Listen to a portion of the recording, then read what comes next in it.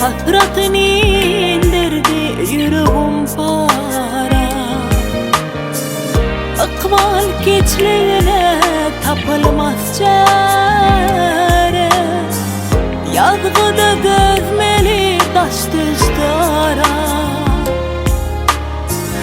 Söyünümden ayrı hayran eyledi. Söyünümden ayrı hayran eyledi. Yüzüne bakanda bir halı doşup, ödeme bilmedim yüreğim coşup. Tükenmez dertlere alem ulaşıp, şeydi kömür şehri veyran eyledi.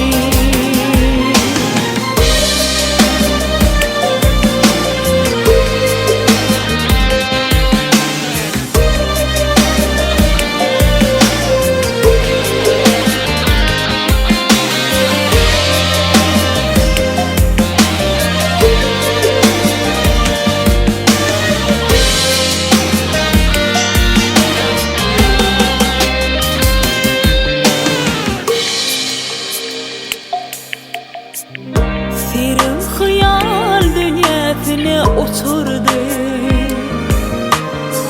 Savrım suda edip bana eterdi. Şeydim baktımı dosttan geçirdi. Ayranı kalba armağan eyledi. Ayranı kalba armağan eyledi. Yüzüne bakanda bir halı doşup, ödeme bilmedim yüreğim coşup. Tükenmez dertlere alem ulaşıp, şeydi kömür şehri veyran eyledi.